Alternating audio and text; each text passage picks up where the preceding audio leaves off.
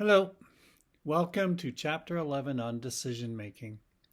This is a process in organizations. People are making decisions, that's how everything gets moved forward. So, we're going to look into what we know about decision making. Interesting on this slide is the bottom bullet point, the idea of a gap.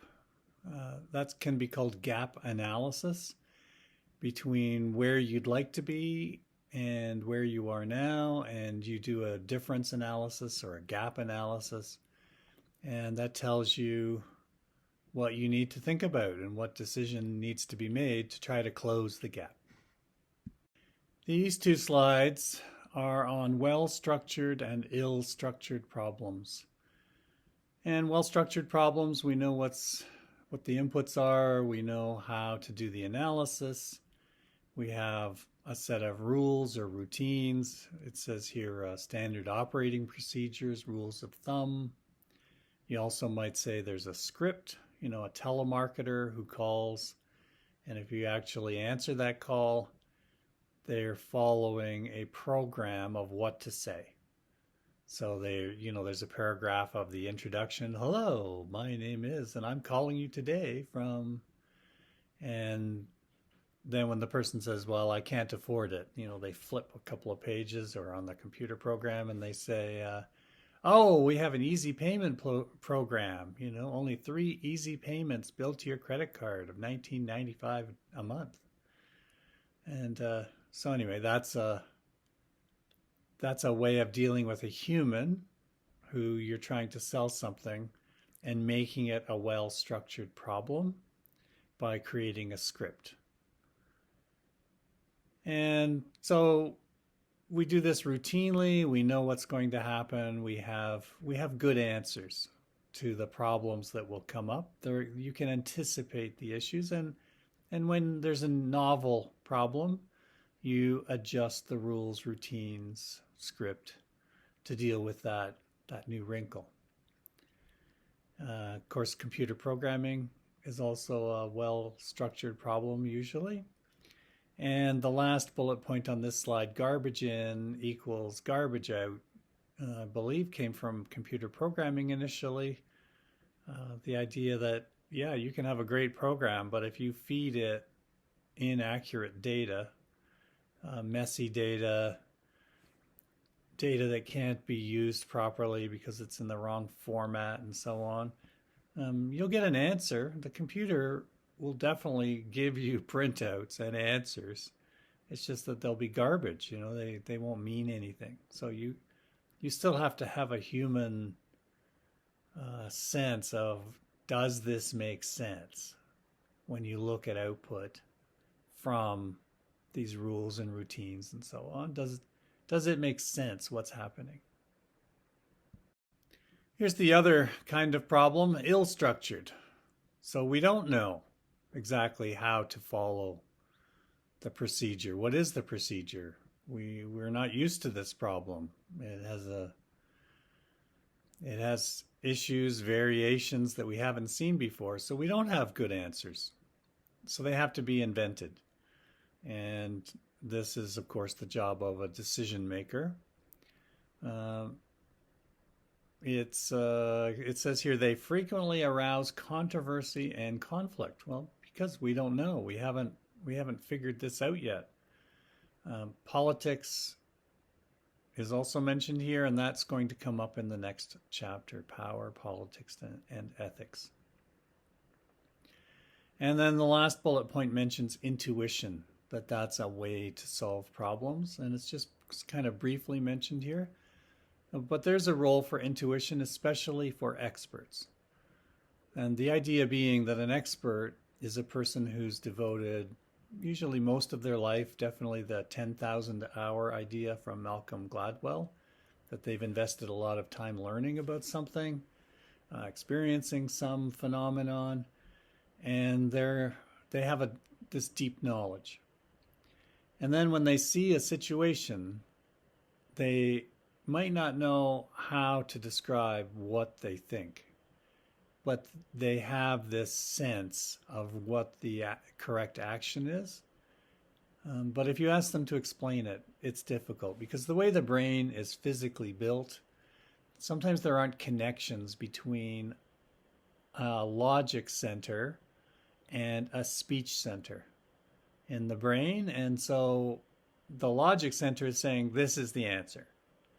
And but the message isn't getting through to the speech center. So you ask them why, and they're like, I got nothing. I can't explain it. I know it. And sometimes, especially when you're dealing with an expert, you have to take what they're saying without the explanation. So that's difficult. So an example is there's a fire chief, and there's a big fire going on, and there's a crew that's battling the fire, and some of the firefighters are inside. And the chief's job is not to fight the fire, it's to watch the fire and the people, and, have an overall picture of what's happening. And there's a story of this one chief, and who had to be a chief, you have to have worked for years and years, so maybe 30 years at this point.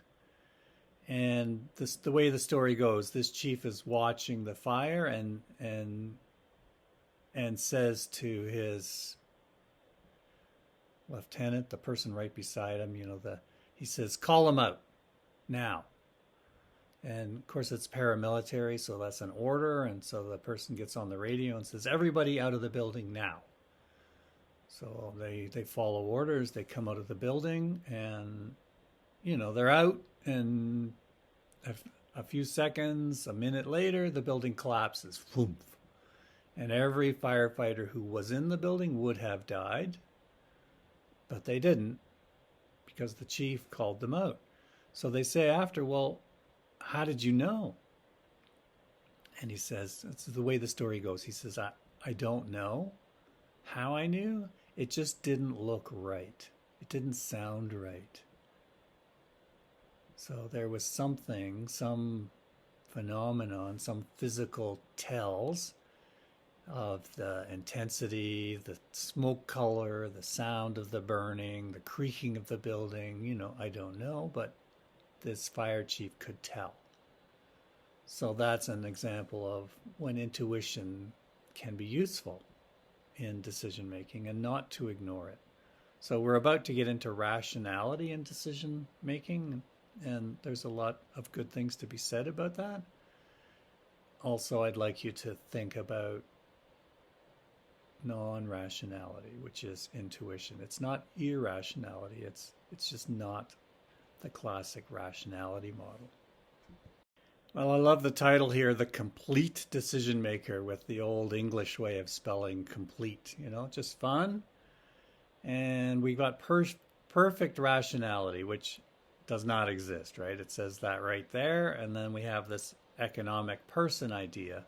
So if you've taken economics, you've been exposed to this idea. If you've yet to take microeconomics, then this is your first look at what's, in quotes, an economic person, not a real person, can gather information without cost and be completely informed, which of course can't happen, is perfectly logical. Spock was half human, but even Vulcans, right, can't be perfectly logical, and has only one criterion for decision making: economic gain. Because you got to have a dependent variable, and if you start putting in like emotions and things like that, well, that just gets messy. So economic gain, and this allows us to think about decision making with these restrictions, right? Constraints. It's like a simpler model of reality, and there's use in that. So then we're going to contrast this economic person which has pure rationality, with this other idea of bounded rationality, which comes up on 2 slides, which is like relaxing the constraint in economics, saying, okay, this is how we think a purely economic person would act, but let's relax because we know that's not really true. What happens when you relax those constraints and you get more of a real person? How do they make decisions? So we're going to look into that. Well, here's the exhibit in the textbook, the rational decision-making process, and it looks a lot like the scientific method, if you ask me. Identify the problem, what's the gap? What would we like to be able to do that we can't? Get information, think of alternatives, and then some method of evaluation. Make a choice, try it out, and see how you did. And then the blue arrows on the left that say recycle, which is, always good, recycling, really mean there's loops, feedbacks. It's not like it's a waterfall model, like from the top to the bottom in the main part of the diagram. But the blue arrows are saying, yeah, but it's always looping. And as people try one of these steps, they can always skip back to a previous step and, kind of iterate. Definitely, if you've done any case competitions, case analysis, this is the base model. Now, what I'd like you to ask you, if you want to pause for a second, if you had to pick from these 7 steps listed, and there's not going to be a right answer. There's going to be the answer that I'm going to say is what I would say is the best answer, but there's no answer in the back of the book. So if you had to pick which of these is the most difficult step, make a choice now. Okay, well, if you did that, and I don't think it's easy, you could clearly, if we had like a live class and we could sort of go around the class and poll the students, I think we'd get several of these as choices and with some argument, reasonable argument. I would say the most difficult step and the most maybe important step is the first one, identify the problem. And I'm thinking of case teams. If you do a poor job in identifying the problem, everything after that it doesn't matter. You can have a great analysis and a great presentation of that, but you've solved the wrong problem, and the judges would be, good work, nice, really enjoyed it, well presented, well thought out. You solved the wrong problem. Sorry. It's not good. So that's the one I'd pick. Make sure you're solving the right problem. And sometimes we solve the symptoms. We see an issue and we try to solve it. And what we're really doing is working on the symptom of a deeper problem. And therefore, the main problem never gets fixed because we're not directly addressing it. Any health issues are like that. You have a rash on your arm, so you get a cream and you put the cream on the rash and you're treating the symptom. But if there's an underlying issue like a kidney problem that's causing this rash, the rash might go away a little bit or lighten, because you're addressing the symptom, but you haven't addressed the underlying issue. So what else is difficult on this list you might have picked? Search for relevant information. Usually not that hard. Clearly you could think of examples where that's difficult. Develop alternative solutions. I don't think that's hard at all. And I usually like to develop the alternatives before doing the analysis. And the way I like to think of it, if you watch a TV show, like some kind of a murder mystery show, sometimes they'll show you, there was one called The Mentalist I used to watch.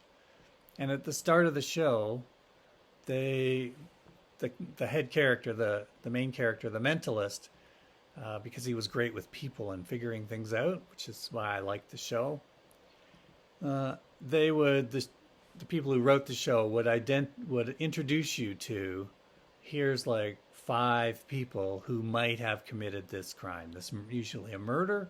Well, here are the 5 people. So if he speaks to an assistant in an office, that's a potential. If he speaks to an executive in that same company, that's a potential suspect. If he talks to a police officer, that's a potential suspect. Anyone the main character talks to in the TV show in the first 5 minutes, that's your cast of characters. Those are your alternative solutions to the problem. And the rest of the show is getting information and exploring which one can be ruled out. They couldn't have done it, great alibi, things like that. Which ones could have done it, and then how could they have done it? Motive, opportunity, and method, I think. So that's the evaluate alternative solutions. I don't think that's that hard. Choosing the best, I don't think that's that hard. And implement. If you made a case for implement the chosen solution, yeah, I agree with you. That's difficult. That's where a lot of solutions fail, is actually trying to make it work. Because then it's usually with real people, and they're tricky, because they could do things that you hadn't anticipated. And monitor and evaluate chosen solution. I don't think that's hard. I just don't think it's done. Normally we make a decision and it's like, well, that's done. Moving on. And let's leave, forget about it. And we're moving on to other problems. Whereas I think in reality, you're supposed to watch and see, is this actually working the way I think it was supposed to work? Okay, so that's the rational model. Really works, really good. Teach that, of course, to case teams. This is a way to figure out problems and come to reasoned answers.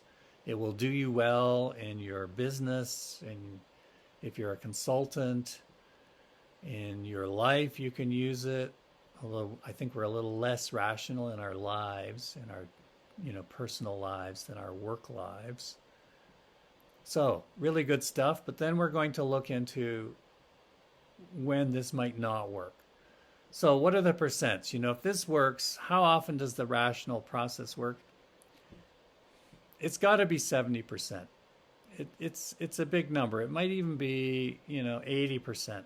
Because if there's a lot of routine problems, they've all been figured out. This works. So don't forget that this works. But we're going to spend now a lot of time in this chapter on why it doesn't work. Well, you can't talk about bounded rationality without talking about Herbert Simon. You win a Nobel Prize and your name's going to get mentioned. And we have the idea of framing that comes up. How you think of a problem, how you set it up in your mind, determines to a fair extent the solution you get. And if you've studied mathematics at all, I always thought one of the keys in doing math problems was figuring out what type of problem do I have here. When you're given a word problem, a math, it's all described in words, a little paragraph. And what math tool do I use? And once you pick the right tool, well, it's usually not that hard. So the same with problems that aren't described in mathematical terms. It's always how do I understand this problem? How do I frame it, think about it, so that I can then apply the tools I've learned. And then we have we have cognitive biases, mistakes we make. And we're all human and we're all going to make these mistakes. And I really like the last bullet point. If you're smart, it doesn't help, in the sense of you're still human, and that kind of overrides everything else. People are subject to perceptual errors, cognitive errors, Like our brains physically work in certain ways, and smartness is not necessarily correlated with making fewer of these mistakes. Well, personally, I find this slide a bit tricky, and I would recommend you read what the textbook has to say in more detail. Uh, so that you get a more full sense of what's being said. Bounded rationality, perceptual defense, some things we don't want to see. So we limit our capability of making a rational decision because we're just not letting in some important information.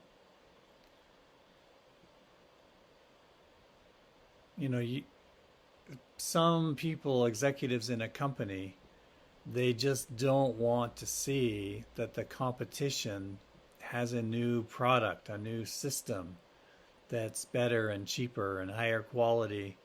And it's like, the ostrich effect. If we stick our heads in the sand, we won't have to look at that and we'll carry on.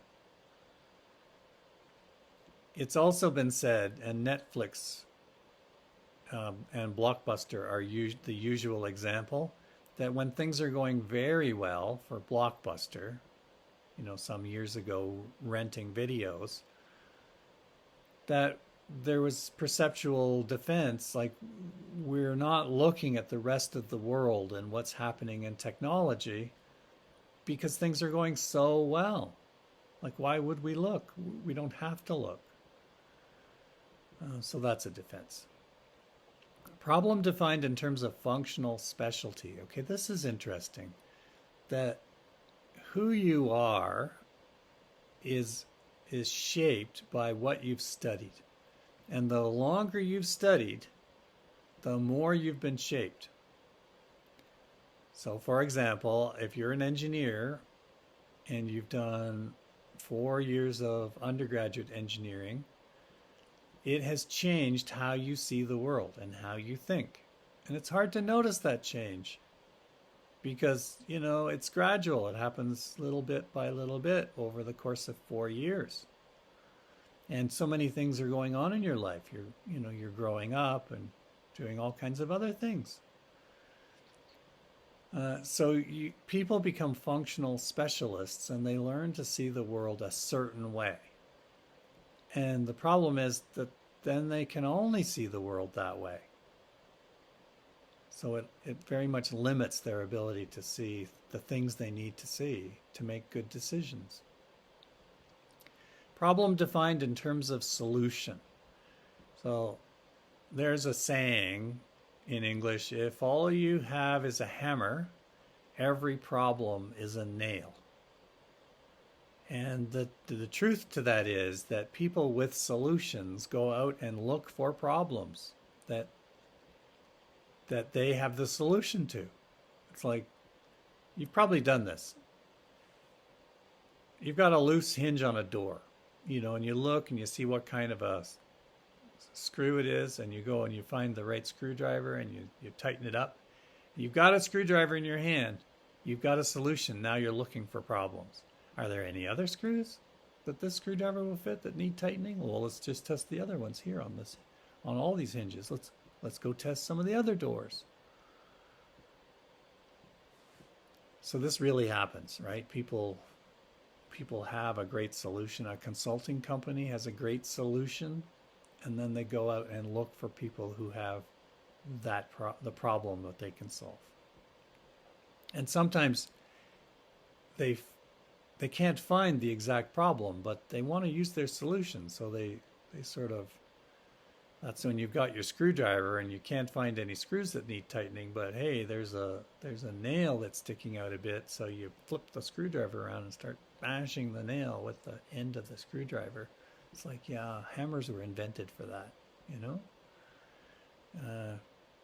But it's the same with a consulting company, it's like, well, it's not exact. They don't say this to the client. This is not exactly the problem that we have the solution for, but we're gonna have a go.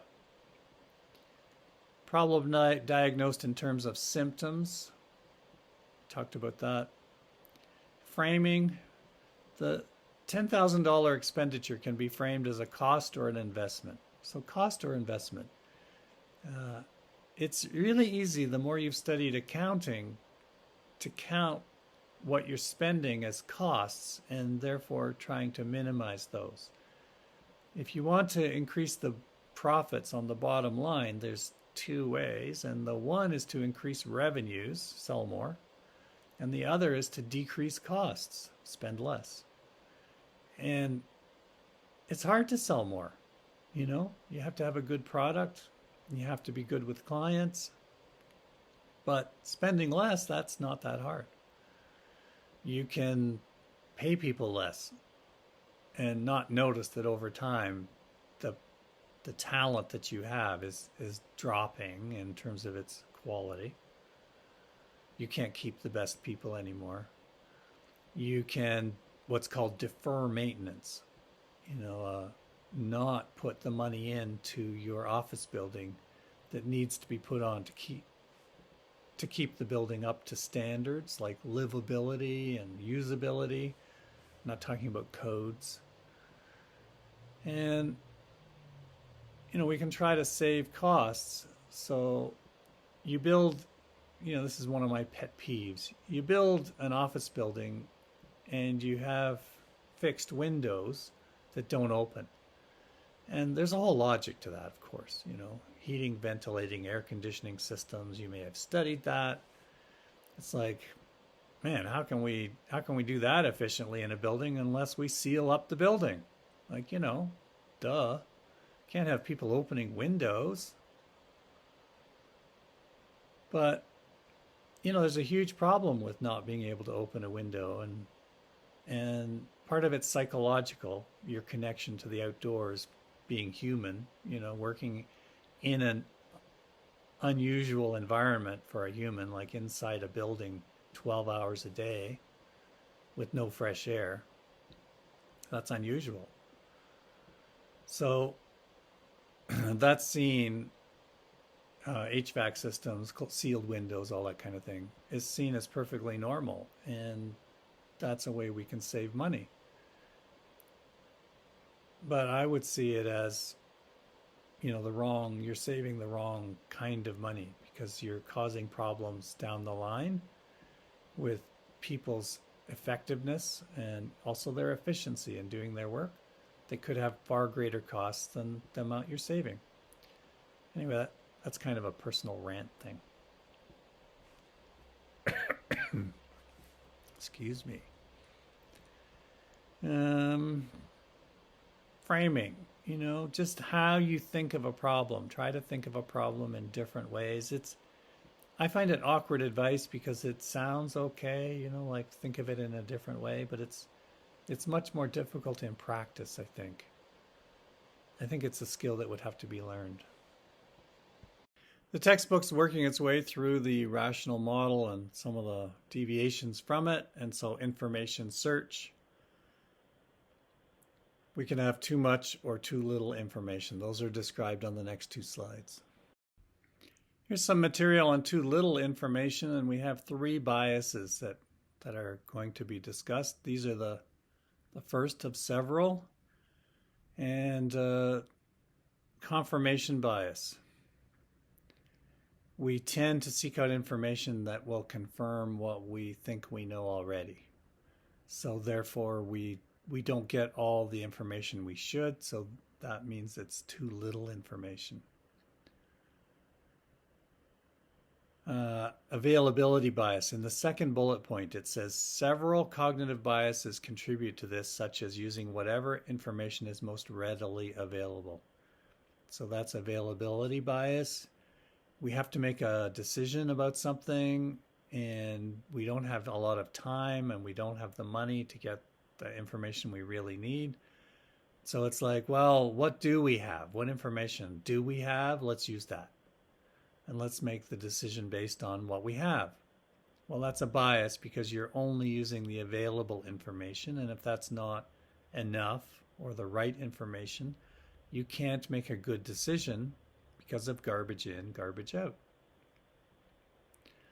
not invented here bias, especially in large organizations with strong cultures who feel like we're the world superstars here in this business and we know how things are and what to do. And some new company or person has this new way of doing something. It's like, who are they? They're nobody. We're the superstars. We're not listening to anybody out there on the street. That's just stupid. So when they're wrong, that's a bias because they're just not listening. They're not paying attention. And the problem, the failure to innovate. Some new technology is invented that is going to be better. If you're from the future, you could say this was the moment, when a new technology became available, and here's a company that couldn't see it. Strangely, sometimes it's the company that invents it. Xerox is known for a place called Xerox PARC, P-A-R-C, which stands for Palo Alto Research Center. And there's a famous story of them at Xerox PARC showing people like Bill Gates and Steve Jobs their new mouse pointer system and for information, decisions on computers, like how to point at something and click, which of course we all know.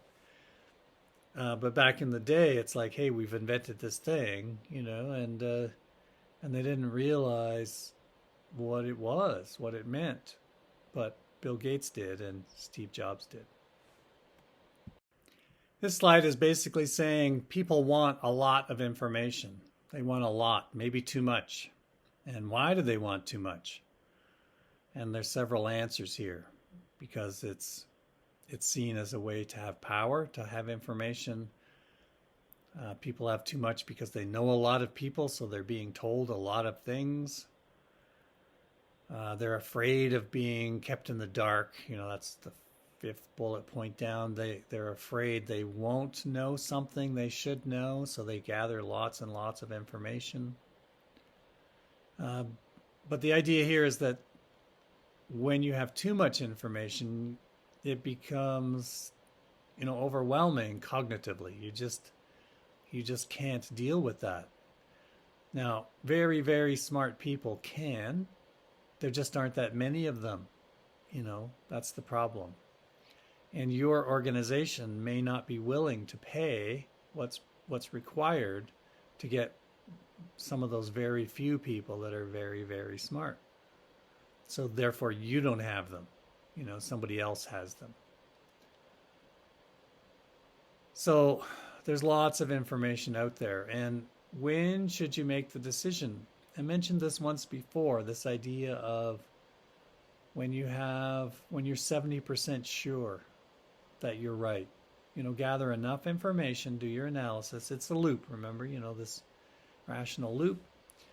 You've identified the problem, you're gathering information, you're thinking of ruling out alternatives, you're cycling through. And when you're, pretty sure, 70%, then you should decide, act. And then get feedback, like how'd we do? What's the data showing? So act more quickly is the idea, and then get feedback on how that decision's working and adjust as required, as opposed to getting more and more information to try to drive yourself closer to 100% before you decide. And the one problem was that your competition may have decided more quickly and changed the situation faster than you can keep analyzing, so you'll never catch up. And the other issue is what's called analysis paralysis. That especially if you've taken an advanced courses in management, if you're in a Master of Business program, you can know so much about so many areas of business through all your courses.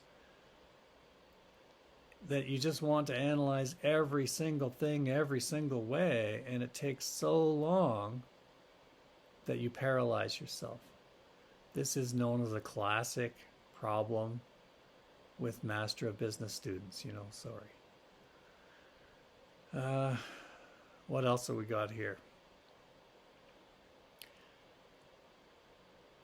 Decision makers seem to think that more information is better because it improves their confidence, but their confidence doesn't make it a better decision.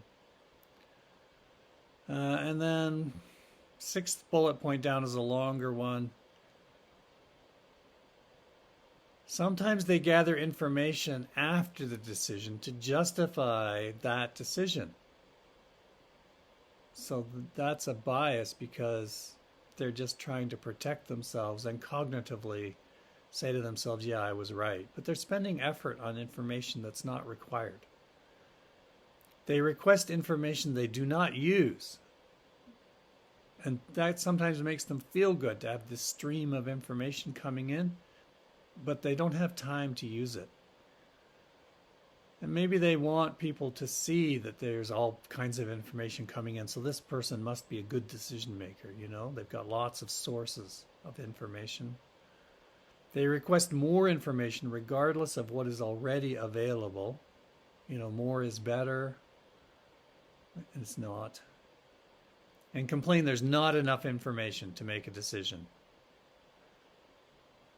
Which is, again, kind of a classic problem. I can't decide. I need to know more. There's a plateau, right? And there's a gap in between, a chasm, deep. And the gap's only a couple of feet, but it's 1,000 feet down. And you can jump over that, like most people can, right? But you're healthy enough that with a little run, you can easily jump over this. Although you do know if you trip over here, you could fall down and die. So you've got to be willing to run and jump that gap. You've just got to do that. It's a risk you've got to take. That's your job. So you can't keep saying, I'm going to wait until someone brings a ladder that I can lay across this gap. Someone else builds a bridge for me so I can walk across this gap. You can't say that.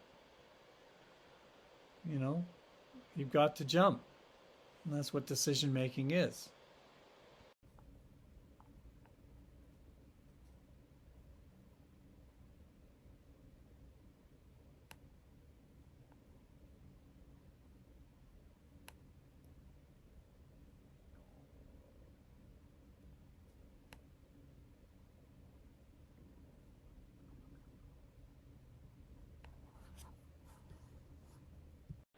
This slide talks about anchoring, and it will come up again in negotiation, which is in the power, politics, and ethics chapter.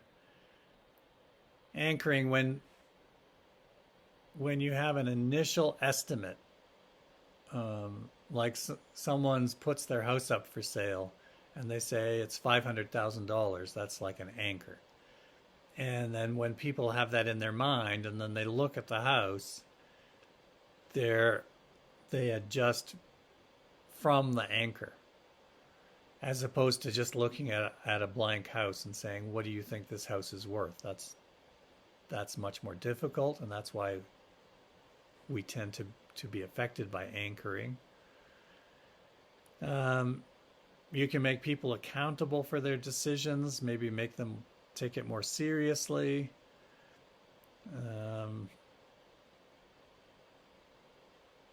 And they're also saying that another factor that affects decision makers is it's not pure economic gain. Sometimes there's political factors in organizations. Sometimes we do things that aren't technically the absolute best thing to do, but maybe they're second best. They're not optimal, but they're more acceptable. They're more sellable, more achievable. So we don't pick the optimal solution sometimes. What's important here is this word satisficing, which is a made-up word. Um, that when we're looking for what to do, we pick the first alternative that meets the satisfactory solution. And then we do that. And we stop our search for alternatives. We just can't consider all the information that's out there and find the optimal decision. Instead, we have to find this one, this satisfactory one. And so it's not the economic rationality, it's more of a practical approach. And it can be seen as a mistake when we do that too easily, too quickly. We just take the first available alternative that seems to work. And then towards the end here on the slide, entrepreneurs are prone to overconfidence, too much optimism. Well, they have to be, right? Because entrepreneurs, it's difficult. You're going to face a lot of people saying no and it won't work, and you have to have a lot of confidence to carry on. Here's a slide on risk taking, and we have prospect theory that I've added here on the bottom right, which is explained in the first few bullet points as how people think about the situation they're in affects their behavior. And the best way I've ever heard it is in the bottom right. People seek risk to avoid a loss and avoid risk to hold on to a gain. When my dad was going to the horse tracks, that was like a hobby of his, and he'd go to horse races. And when he would come home, we would say, well, how'd you do? And he would tell us the story, So a horse race, a card of races, like a series of races over an evening, it might be 8 to 10 races. And the story would go, well, in the first race I picked a favorite and I won, so I made a little bit of money, and then my daily double came in and picking the winners of the first 2 races. So I was up a lot, and then I started to play long shots. I don't know. He would tell us his story. And what the stories often boiled down to was when he was ahead later in the day, he would become less risky and play more so-called favorites, the ones who are more likely to win, and maybe bet less amounts and to protect his gain. But when he was down early and he'd lost money, he would often pick long shots. Those are the longer odds horses. And if they win the race, they pay out a bigger pot, a bigger sum of money. So you have a chance to get your money back. So when ahead, less risky. And when behind, more risky. That's the basic idea. So framing, it's what you're supposed to do, of course, in horse racing is judge each race on its own merits. And you're not biased by what's happened in the past or what might happen in the future. It's like just focus on the now. That's always good advice. But that's difficult to do. So people put a frame around it. They think of, how does this race fit into my life, my evening, the whole picture? And then they make their decisions influenced by that, which is technically non-rational. So it's a mistake. Other factors that stimulate managerial risk-taking, bottom bullet point, include compensation tied to the price of stock. So if a manager has a bonus system that's based on the stock price, then that person is being rewarded if the stock price goes up and dramatically goes up. So that means that managers might take risks for looking for big wins for the company so that the stock price will go up a lot so that they will get a bigger bonus. So that means they'll take more risk. Poor relative organizational performance. That means your company compared to other companies in your industry, if you're not doing as well as others are, that might make you more risky in your decisions because you're trying to catch up. Abundant organizational resources. When your company has a lot of resources, a lot of money, you might be more risky because we've got a lot to use, we're ahead. So I know prospect theory says when you're ahead, you avoid risk, but there's variation. I did notice that when I was playing poker a little bit, I didn't play much at all. But my problem was when I was ahead, I definitely became more risky because it was just, you're sitting at a poker table and it's boring. And I was playing, Texas Hold'em, and you don't play that many hands. And so it's kind of boring. But when you're up, it's like, well, I can afford to lose a bit because I'm ahead. So what I found in examining my own behavior was that when I was ahead, I got more risky, and of course I would lose money, and then I'd be down, and then I became less risky because I didn't want to go to zero and not be able to play if I still wanted to play. So I became less risky. Well, that meant I only played better hands, which you tend to win more often. So then I'd go up, and then I'd get more risky, and it was just this yo-yo, up and down. And I never do better than like break even because of this flaw in betting patterns and decision making. This slide on solution implementation makes the point that you can have a great decision, but it has to actually be done. It has to change people's actions. And if you've been a manager, you may have been surprised that when you told or asked people to do something, they don't necessarily do it. And they might even say they've done it and not do it, which is surprising. What? People lie? And they do. And they make excuses, and they'll just invent whatever they need to say to make you stop, talking to them. So it can be difficult to actually get something done because actual people have to do it. And it might be technically the right decision, but if it can't be implemented, if people won't do it, then it's not the right decision. You didn't consider implementation in your decision. Maybe there was a suboptimal decision that would have been implemented and you should have picked that. Well, you're going to have to cycle back and pick that one now if people just won't do it. And you'd think that you can order people to do it. But again, sometimes they just won't. And they'll say to your face, yes. Like you say, will you do this thing? Yes. Yes. And then you come back, has this thing been done? I'm working on it. It'll be done soon. Next day. Is it done now? Very soon. We're almost there. They've done nothing. There's lots of ways.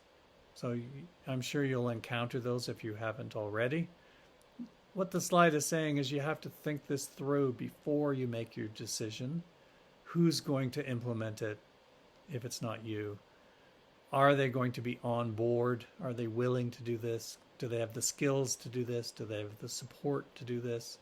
Resources, other people. And the last bullet point says cross-functional teams can help because you've put people from these different areas on the decision team from the start. And therefore they're invested. They had a say. They know all the thinking that went into this. They know the different alternatives that were considered, and we have the decision, and they're like, okay, it's not great, but it's better than what all the others. So I'll do it, and I'll get my friends at work to do it. That's the idea there. Okay, solution evaluation. Sometimes we want, or we're supposed to evaluate solutions in the rational model. How did we do? But we don't want to. Well, that's a mistake. Why is that? And part of the answer is dissonance.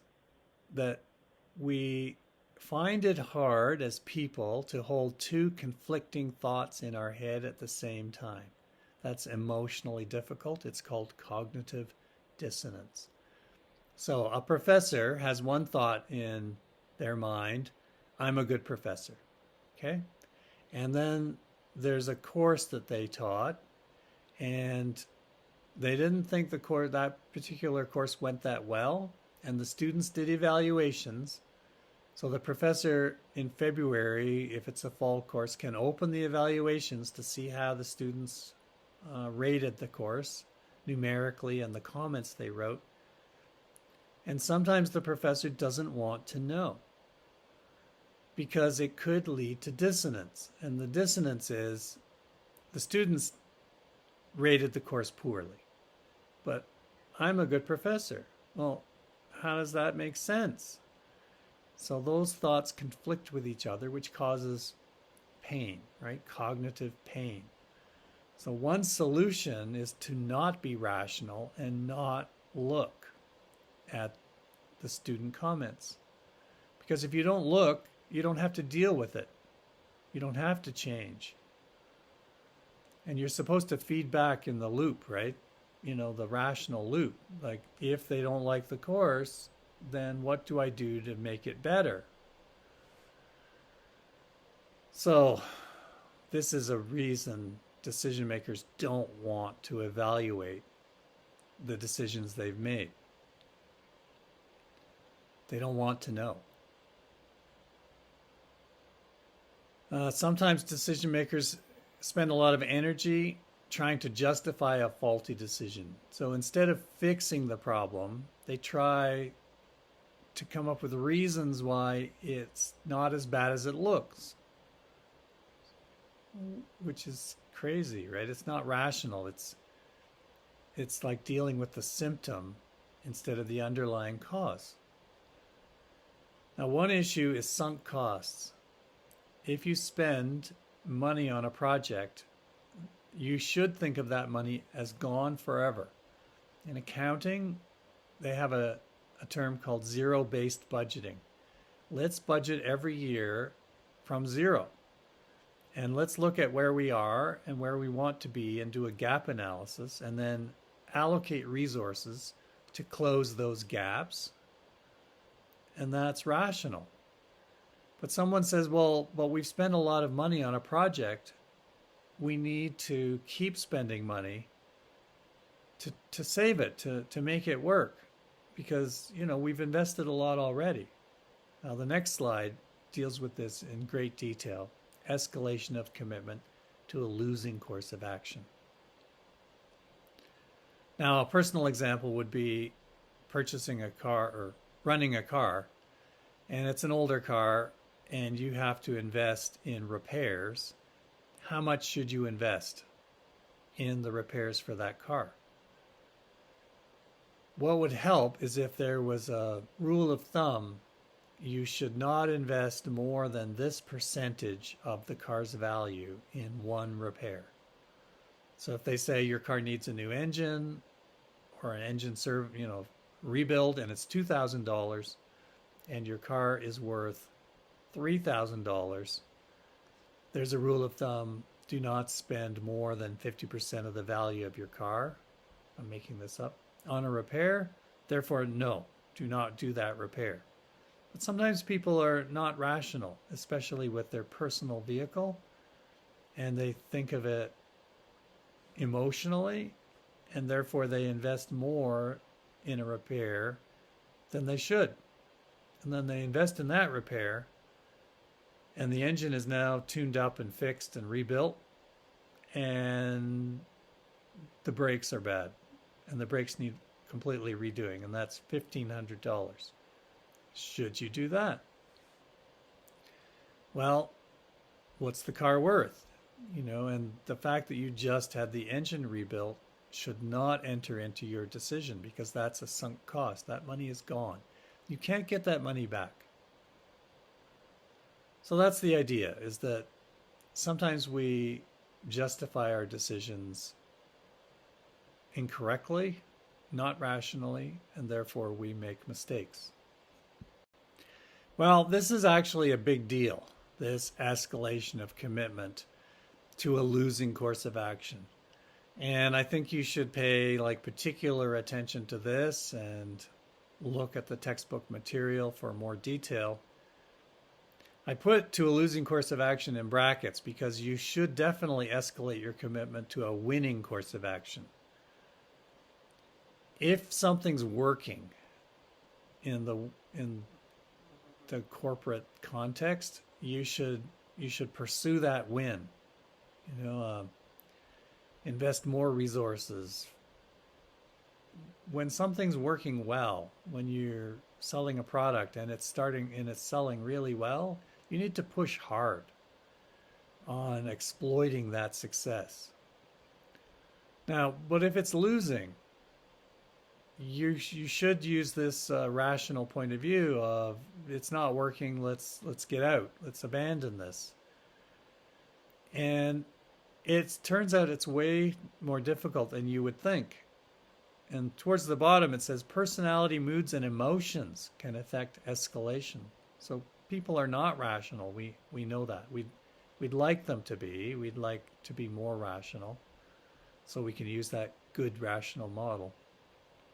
But sometimes our mood gets in the way. We're feeling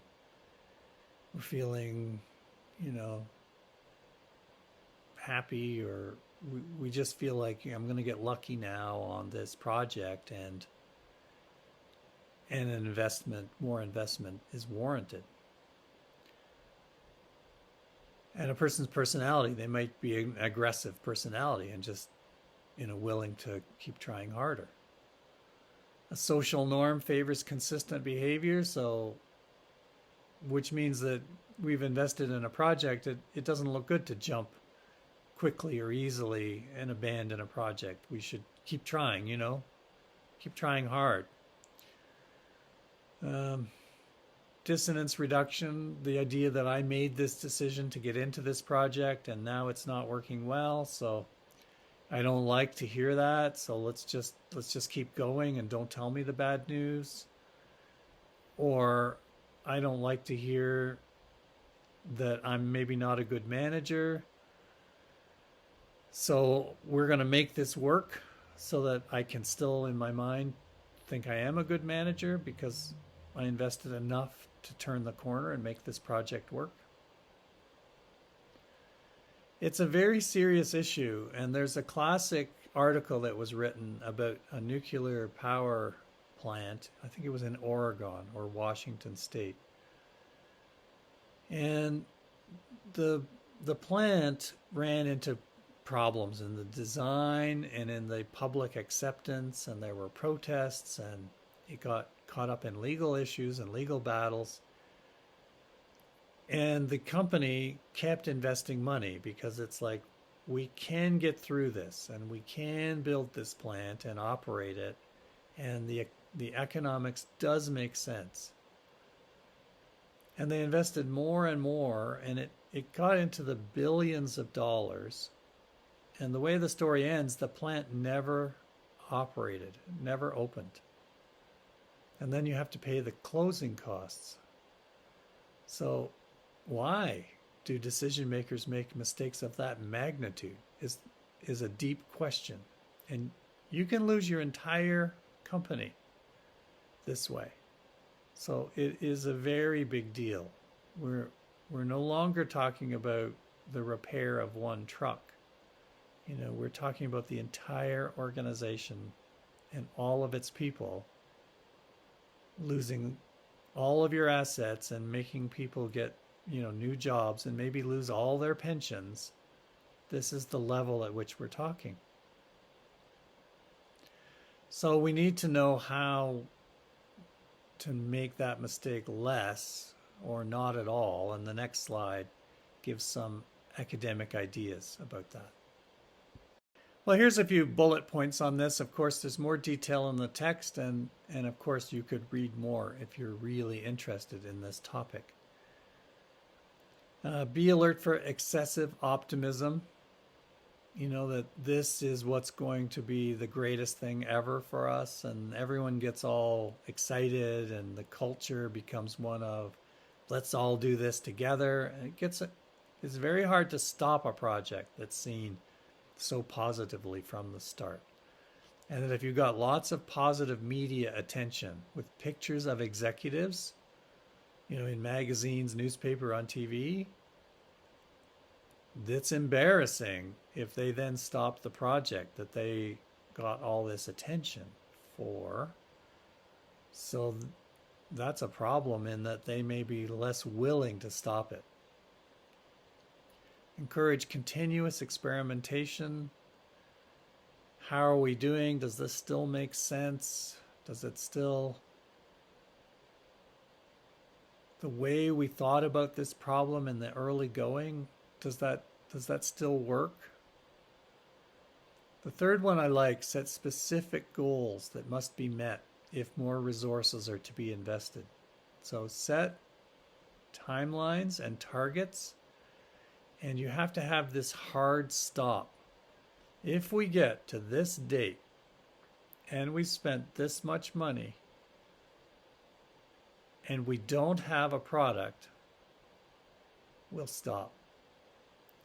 So I think that can be nearly impossible to do, but that's the advice, because the hard stop is a way to stop this escalation of losses, escalating losses. In computer programming, it's been said that a program can be, let's say 80% finished forever and never actually finished. A manager goes to programmers, how's it going? We're 80% done. Well, that sounds good. So another month. We certainly hope so. A month goes by. So how are you doing? 80% done. Well, you were 80% last time. Yes, but things have changed. There's new things been added to the program, new features. We're 80% there. That can go on forever. And then the money spent goes on forever, and a program that was supposed to cost, X dollars is way more expensive. Place more emphasis on evaluating managers on the process of how they make decisions and less on outcomes. So focus on the how decisions are made, and then don't tie their evaluations to outcomes, because sometimes there's luck involved, and the world changes and people get unlucky, organizations get unlucky, and managers will be less likely to throw good money after bad when luck has changed if they're not personally tied in their careers to the outcome. Separate initial and subsequent decision making, which means the actual people involved. So there's a person who makes the initial decision, yes, do this thing, this project, start it. There's another person who does the review. And the idea there is that second person can start with a zero frame of mind. That I'm going to look at this project, does it make sense today? And yes, money's been spent, but that money's gone. Should we continue? If we're evaluating this project fresh today, what's the decision? And the idea is that person can be much more rational because they're not emotionally tied. And the last bullet point: groups can be more prone to escalate commitment because they feed on each other. They build this social consensus, this culture for the project of can do and commitment and pushing hard, and therefore they reinforce each other to Is it worth should we keep going? And somebody says, damn right, we're going to keep going. Yes. And so one or two people have doubts, but those doubts don't make it through the group. We're still doing decision evaluation, and a mistake that's made is the hindsight bias, that looking back on a decision process, we're unable to remember what we actually thought. And any doubts that we had in the early going get washed away over time. We only remember the positives. And when it's successful, either way, we knew it would fail or we knew it would be a success. We're much more certain when we know the result than before we know. We tend to take personal responsibility for successes, attribution theory, and denying responsibility for failures. Failures weren't my fault. That was just bad luck. Successes, that was all about me and the team, and we did this great thing, and there's no luck involved. Your mood affects the decisions you make and the quality of those decisions. And people in a good mood can take shortcuts, and they're very hopeful and optimistic, and this will work out. Don't worry. And so they're maybe less rational. And the bottom bullet point says that in a good mood, you're more likely to be creative and intuitive, which is a good thing. When you're in a negative mood, you're a little more cautious and thorough, systematic, which might be a good thing. So the main thing would be to consider that rationality is tied to mood, and we can't be as rational as we think we can because our moods are going to vary over time. So you can study blackjack and you can go to Las Vegas, and there are rational systems for doing well. And let's assume a casino lets you play rationally with one deck of cards, which, that's unlikely. And they don't shuffle every hand. And you can do better than the casino under those conditions. But will you? Well, it turns out it's very difficult to be rational over time. That you can get in a good mood and make gambling decisions that aren't the right ones because you're feeling lucky. And you can lose, so you'll lose, is the basic idea. You can have a rational system that will work, but it's the execution of that system that's difficult. When my father had that hobby of horse racing and betting on horses, he had rational systems, and he would spend hours, as a hobby, coming up with a system for betting, how to read the information in a program. And those were good systems. Many of them really seemed to work because he would have programs for like years and develop a system on one set of data, and this is all rational model, and go back to another set of data and test it and find out, yes, this system works. The difficulty was always in the execution, because you go to the track and you have your money and you're betting your system, but you get tired, or the crowd is enthusiastic about some event, or there was an exciting race and it changes your mood, and you don't follow your system.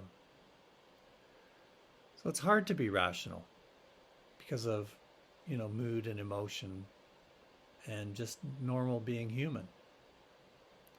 The next slide is a picture of a young man, supplied by the textbook, this picture, who looks to me tired and frustrated.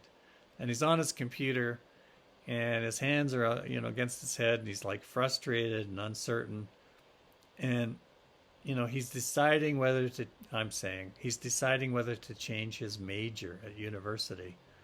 And he's about to push that button. Is this a good time to make that decision? You know, should he close that laptop and go, and drink a glass of water and have a good night's sleep and talk to some friends, in a calm and orderly manner, without letting emotions get too much into it? That's the idea.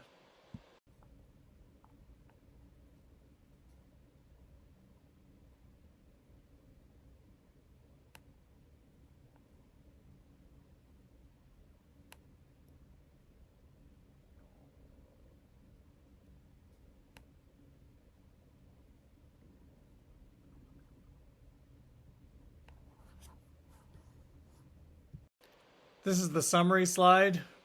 I invite you to read the bullet points. Fairly straightforward, given that everything we've talked about. And then the next slide is a summary again, contrasting rational model with bounded rationality. I left it here, provided by the textbook, as a summary for you, and I'm not going to speak to the next slide.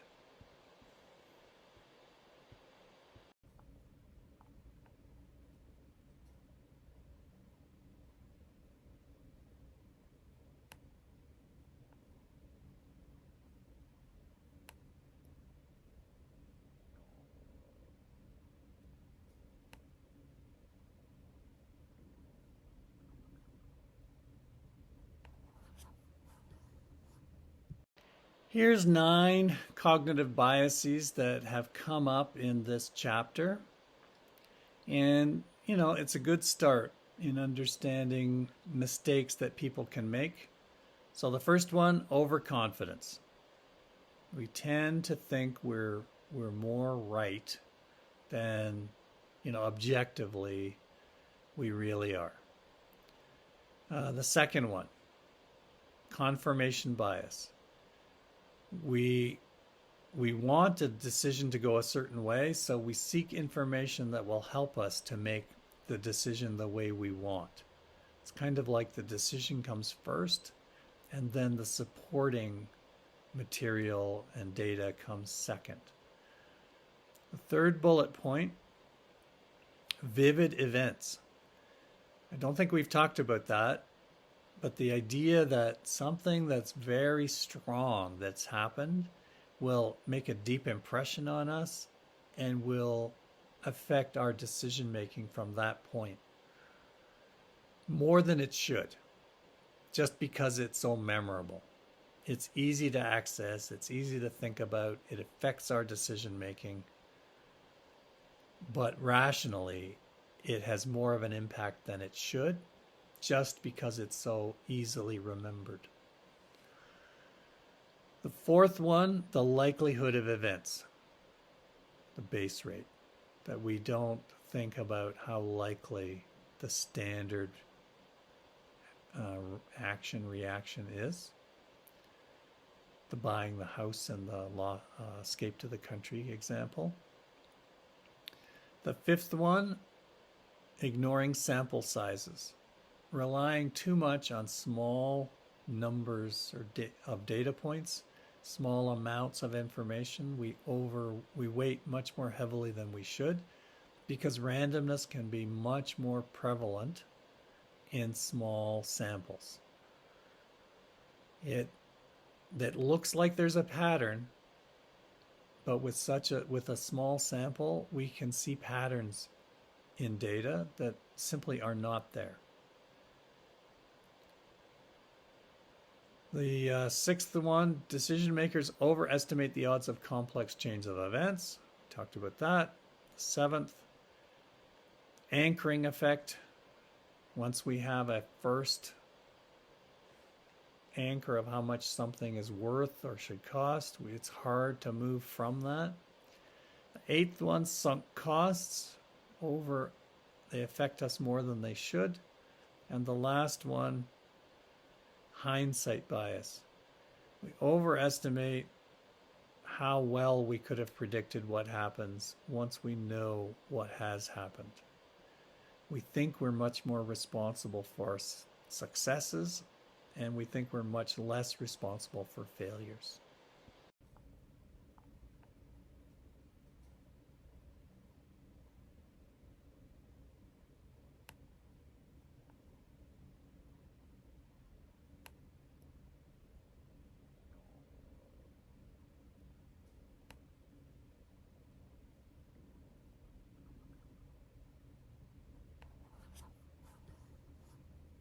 From the last slide, the answers are in the article.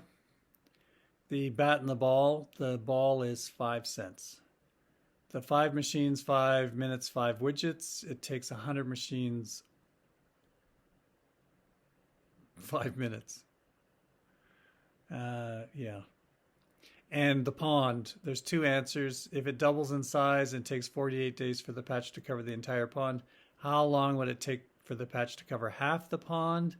It's 47 days, right, to cover half the pond, and then on the 48th day it doubles and covers the whole pond. And the other answer that's described in the article that is said to be a more difficult one is how long would it take for the patch to cover half the pond? The other answer is 1 day. Looking at it from the other side, that the pond is half covered already and it only takes 1 day to cover the other half. So those are the answers. Now the back half of this chapter, or the back part of this chapter, is on group decision making, because we're doing decision making. So what do we know about groups and making decisions? We've done a bit of this already when we did the groups and teams chapter. And we did a bit when we did the Vroom, Yetton, Jago model on leadership and decision making in the leadership chapter, especially the dependent variables here of decision quality and decision acceptance. Those were the 2 things that Vroom and Yetton, the first 2. Yetton went on to become a professor at the University of New South Wales, the Australian Graduate School of Management, very successful there. And he was the PhD student with Victor Vroom at Carnegie Mellon University in Pittsburgh.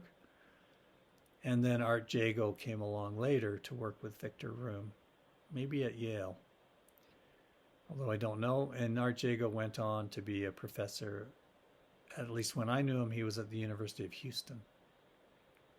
And the last bullet point here, group decision making. One thing we know is diffusion of responsibility, that when a group makes a decision, there's no one person seen as responsible, which can be seen as a bad thing, that no one's responsible. It's not my fault. I didn't do it. They did it. Or it can be seen as a positive, that no one feels threatened because the finger won't be pointed at me. It was my fault. Well, groups do make higher quality decisions than individuals in some circumstances. We had the Lost on the Moon decision exercise in the groups and teams chapter, and with that kind of problem, where more data information is shared among people, in a random way, what people know about, in this case, the moon, you will get a better group decision than individual decisions. It's not always, right? But it's been shown that you can get better decisions most of the time when you have a group with that kind of a problem. So that's what it says here.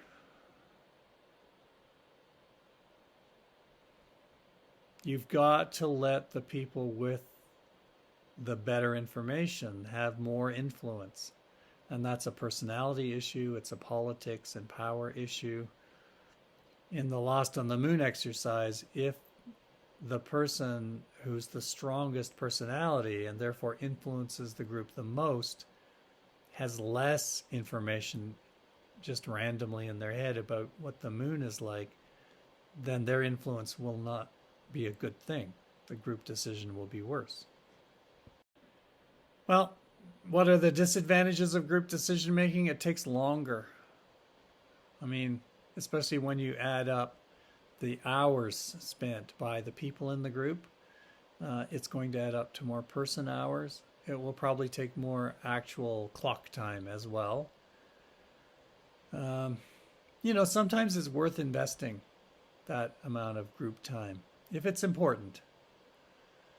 You'll probably be in a meeting someday where a senior person in the room will usually look around and say, "Do you know how much we've spent talking about this? There's 8 of us here, and we make on average, $100 an hour. So we've been talking about this for an hour. That's $800 we just spent. And is that a good investment for the company?" So this is a framing of the problem. And the problem here is, how much time should we spend on this decision? And that person is framing it as an expense. And with the implied conclusion, we have spent too much money on this decision. But the other way is to frame it as an investment. It's the 8 of us have a lot of expertise, and we're investing our time in thinking about a problem, and we're also learning and growing by hearing each other's opinions. And this will pay off in our total expertise. And the other way of saying it is, this is a really important problem, and the money we're spending on thinking about it is well worth it compared to the impact this will have on the organization. That, for example, $800 so far to think about the nuclear power plant and the escalation of commitment example is nothing. We could talk here for a week about this, and we should, to come to the right decision, because we're talking billions of dollars. Groups have the potential for more conflict, of course, because you have people involved, and we don't mind conflict.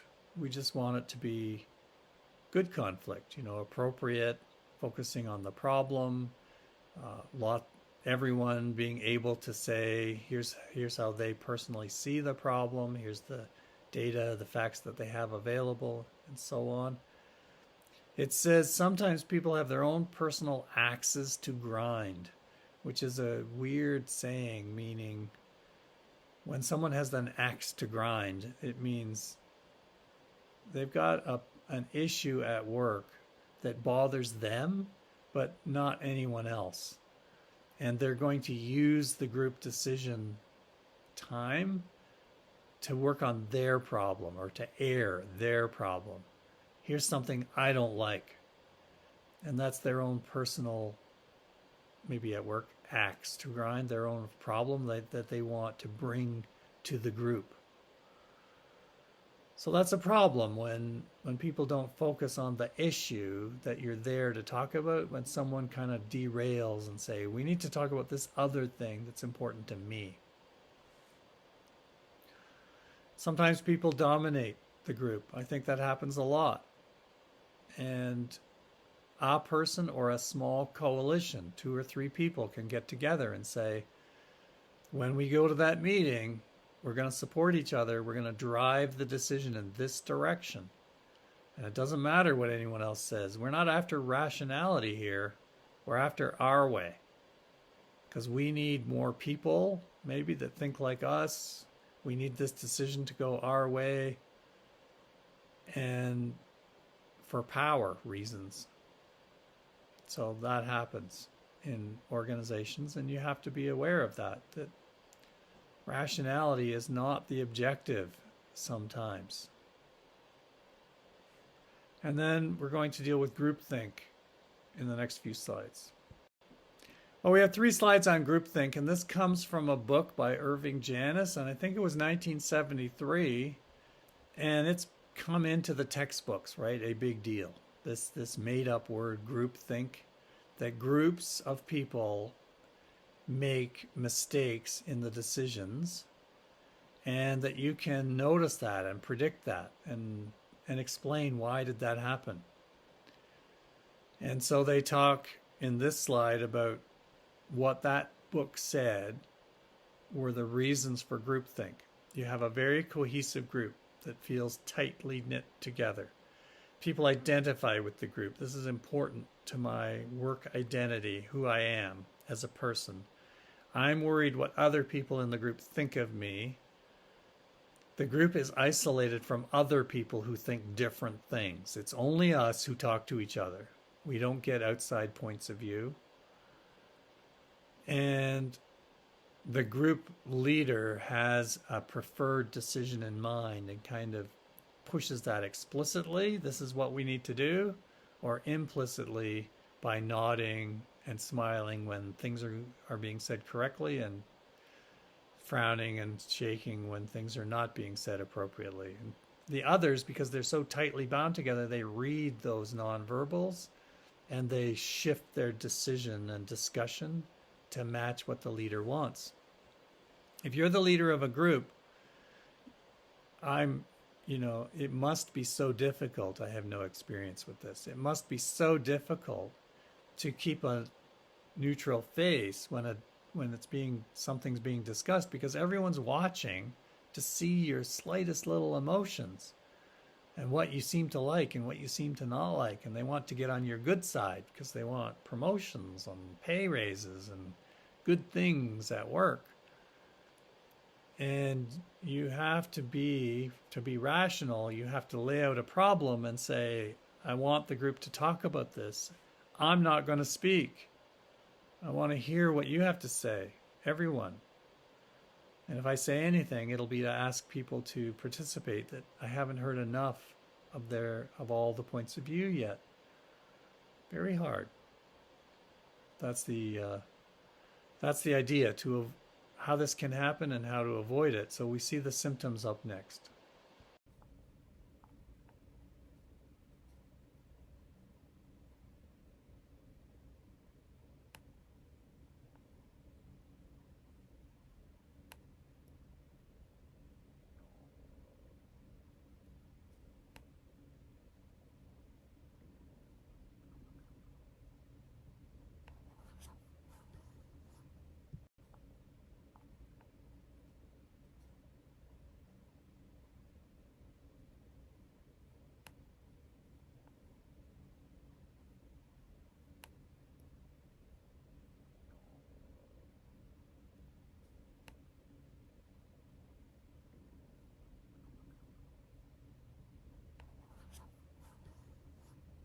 Well, we're right at the end of the chapter, and the textbook is saying there are new approaches to decision making that have evolved by companies. So academics don't invent these, right? Real organizations are trying to make better decisions and to do better. And they've invented evidence-based management, crowdsourcing, and analytics and big data. And you could clearly take a course on some of these, or you may know some of these already. You may have seen them practiced. This slide is saying the basic idea is that more evidence will help you to make better decisions. And there are different sources of evidence that are now available using technology, and crowdsourcing is one, and getting big data sets so that we're not reliant on small numbers is another. And these come up in the next few slides. Well, you can read the bullet points about evidence-based management. Sometimes it's research that's been done. Scientists, people who work in labs, facilities, government research centers, industry research centers.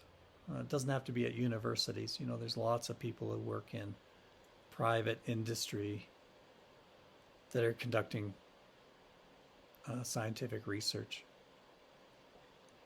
Data generated by or for a specific organization, like the article, How Google Sold Its Engineers on Management, which was focused on that one particular company, what's right for us.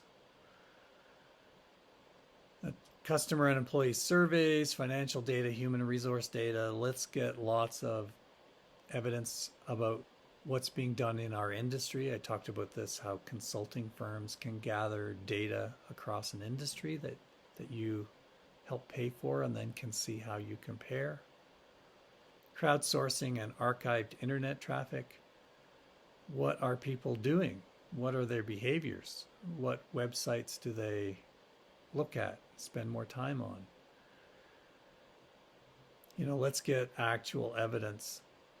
I was reading an article about how they can track when COVID was starting in certain locations in the world by looking at satellite images of the parking lots of hospitals. And when did those parking lots become more full? And I know there's cities that test wastewater, so the water from the sewage system, they test for chemicals and virus, and they're looking for evidence of in this case, a virus in the actual water. So instead of waiting for people to tell us how they feel, we're looking for data in the actual water they're using. Views of experts and professionals. So if you're following the COVID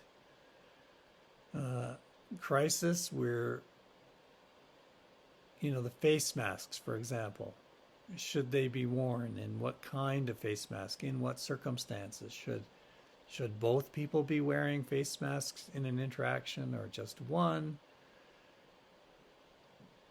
I don't think they've come to firm conclusions yet. It's the thinking has been in many directions, and I think eventually it will coalesce to here are the best practices, and that's the use of evidence.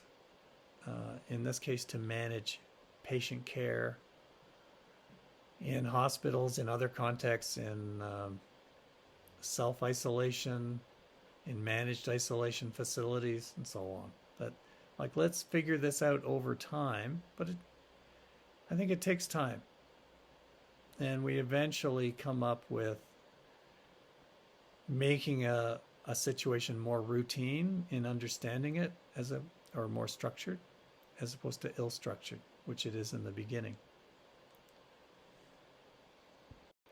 Crowdsourcing is interesting, and I know there's websites where companies can pose problems, and they offer a reward, a prize, a payment for a solution to a problem.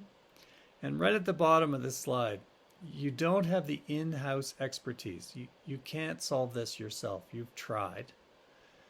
You can state the problem clearly, fully, completely. It can be specified so that outsiders can fully grasp what the problem is that you're trying to solve. And there is a large, diverse crowd of experts in the world who have access to computers and the motivation to solve your problem, both personally and professionally, they want to do it, and there's a payment involved, usually. And so that's what a company can do. It's tried, it's failed, it's an important problem, it can't be let go, they can't figure it out, it's ill-structured, but it can be described well enough, so they post it on this website. And often it's consulting companies who take up the challenge, or a problem solution company, a bunch of people who make it their company's job to search for problems and then try to solve them and win the rewards or the prizes, and that's their payment. So instead of paying a consulting company so many dollars per day per person, you pay them when they succeed. Or it could be just one brilliant individual out there in the world who can do a particular problem solution. So that's crowdsourcing. Put the problem out there and motivate people to solve it for you. Business schools are now offering courses on analytics and big data. So I have one slide. I don't know too much about this. I'm representing what the textbook has to say to you. And the authors have put this at the end of the chapter. It's our last slide here, that you need to know at least that this exists, that large data sets can be gathered about human behavior, and that data can be mined and decisions can be made about how to best offer products and services to people so that they will buy and profits can be made. They use the example of the best-selling book Moneyball, and of course the movie that was made from that book. And I've read the book and I've seen the movie, and I like it a lot.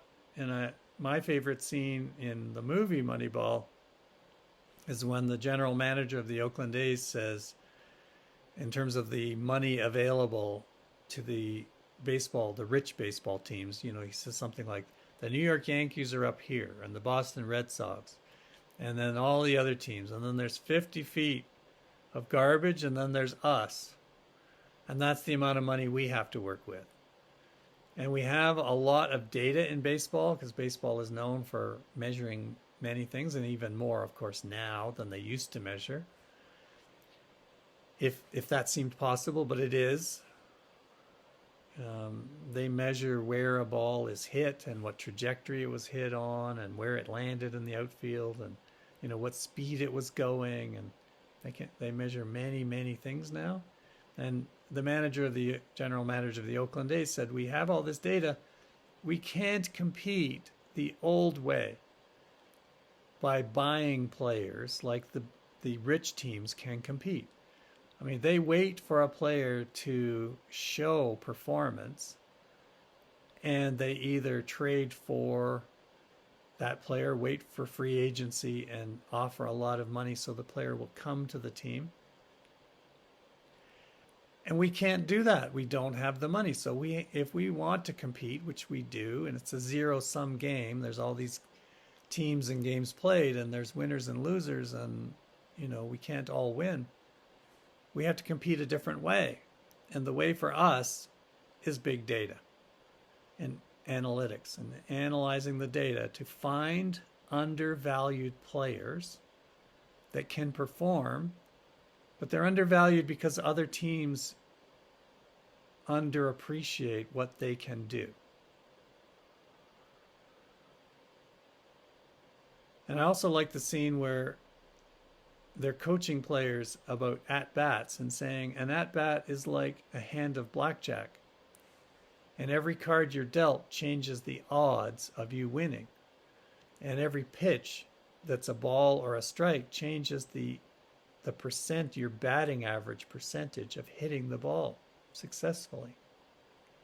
So it's all trying to work the count, the pitches, to your advantage. So the pitcher has to throw a pitch that's good for you to hit. So all very practical and interesting. And we're just, of course, in one slide, a few minutes here, just alerting you to this if you didn't know already.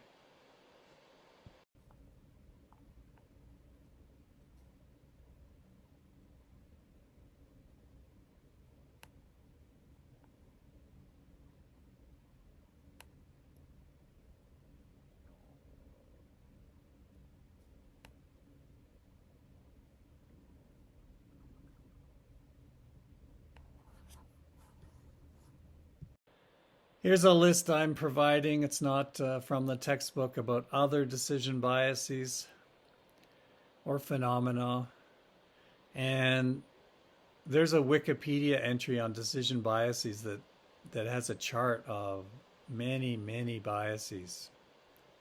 And what I did was kind of look through that chart and pick the ones that I thought were important that aren't the ones that have been talked about already. So I just wanted to bring some of these to your attention. Don't get overwhelmed with all the biases. And there's so many that it can be overwhelming, too much information. Basic idea is, I'm just trying to expose you to some mistakes that people make. They deviate from rationality. So you've heard of them, and so you're a little bit aware of the kinds of mistakes that can be made. But don't let it overwhelm you. I also provided this HBR video. It's short. You know, they like to give nice short videos, and it's on anchoring, maintaining the status quo, like why people want to keep things the way they are. Sunk costs, confirmation bias, memorable events we've talked about, overconfidence bias we talked about, fear of the unknown, which, you know, generally speaking, people don't want to do things that they don't know will happen, and framing. So you could look at that. It's not required, but I liked it. So here's the others quickly. Availability heuristic.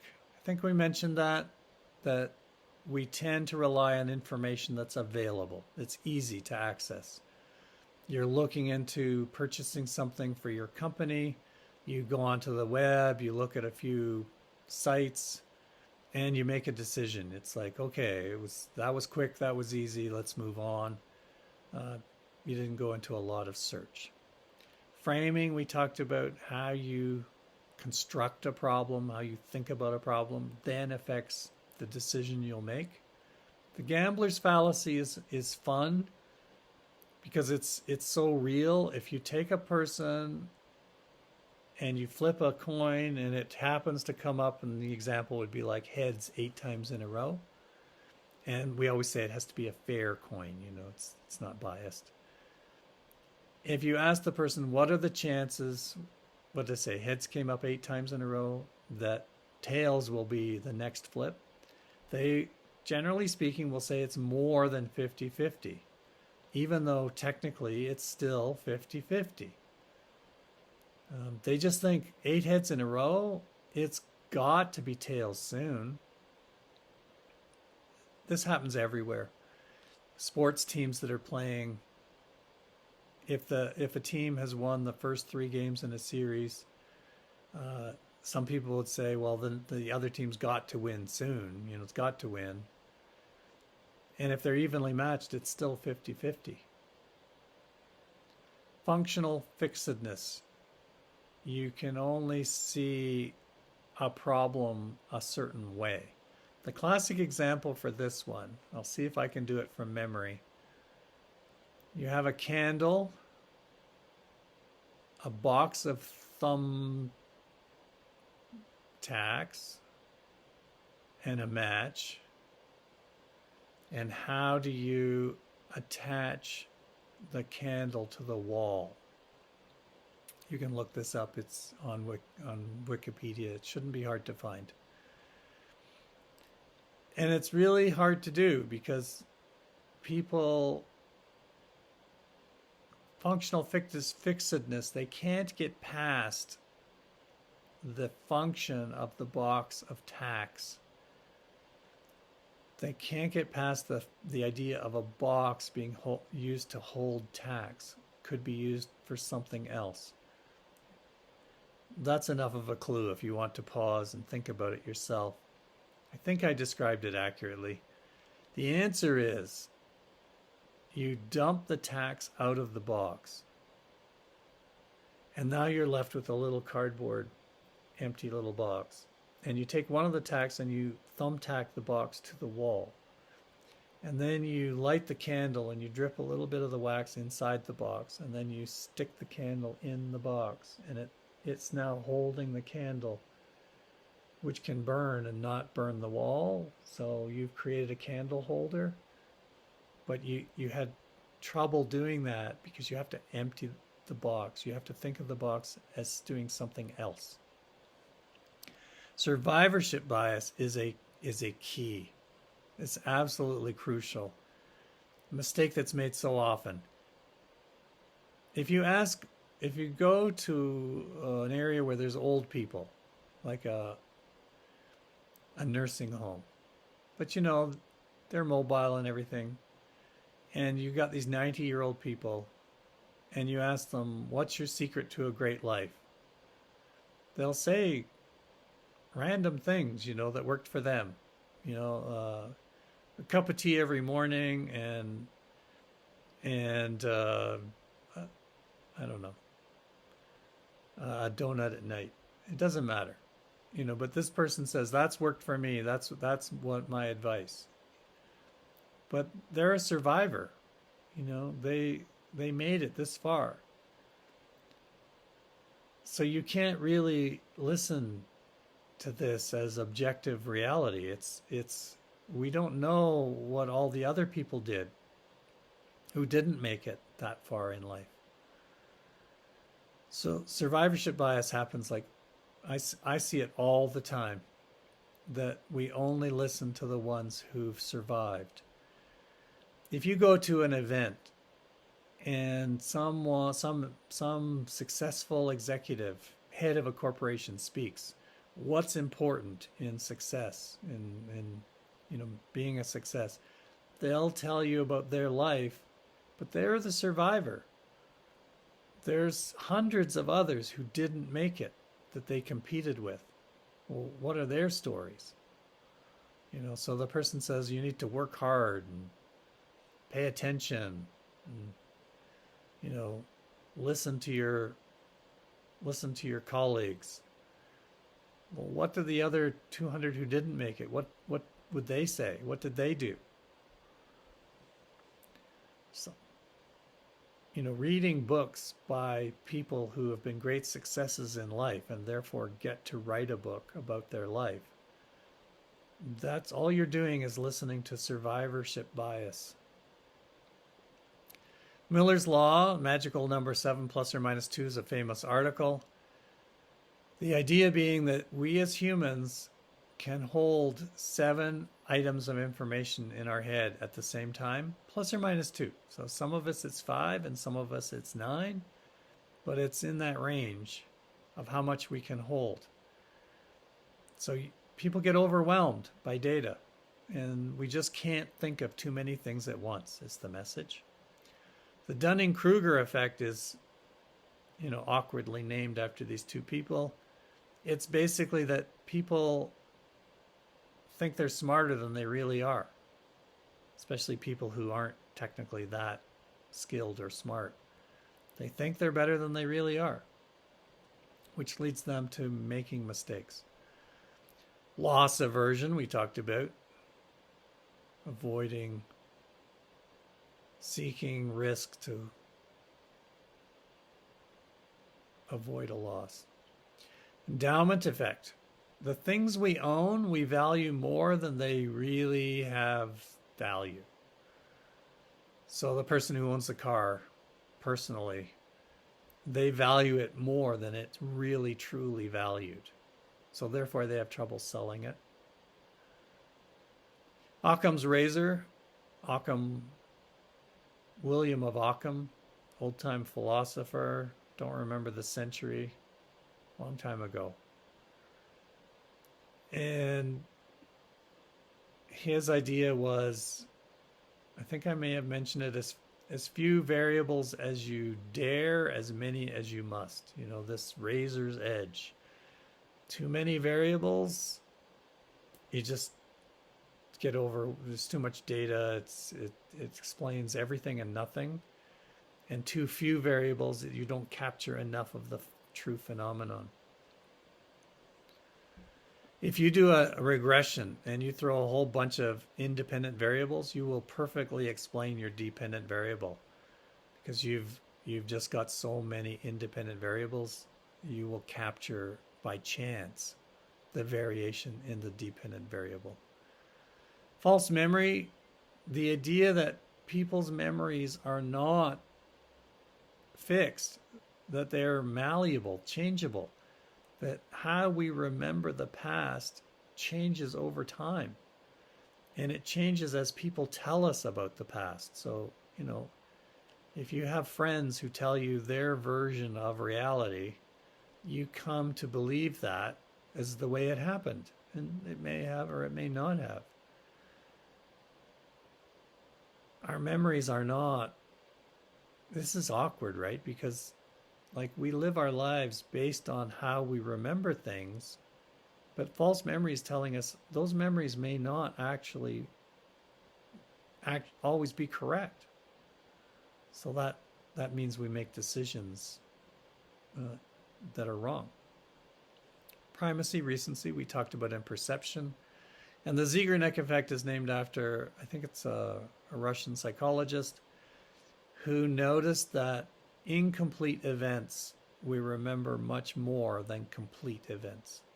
So you remember the project that didn't finish, the work that's not done. But when something's finished, you forget about it. So what's available to your thoughts are the things that aren't finished yet. Here's a very nice video from Inc. magazine where Daniel Kahneman is being interviewed. And I've shown the picture of his book, Thinking Fast and Slow, System 1, System 2 Thinking. That's worth looking at if you're interested. I put Amos Tversky's name up there as well. The two of them worked together for a long time through their careers. And Kahneman won the Nobel Prize for this work on decision biases. And Tversky had passed on by that point. As you can see, this is from the article Leaders as Decision Architects from Harvard Business Review 2015. It's about biases, an interesting article. And here's one small exhibit from the article, which is a test that comes from another article about cognitive bias and what's your answer. So you have the three questions. And basically what they're saying is it's tempting to answer quickly using System 1 that Kahneman talked about. But if you take your time and use System 2, you can get to the correct answer.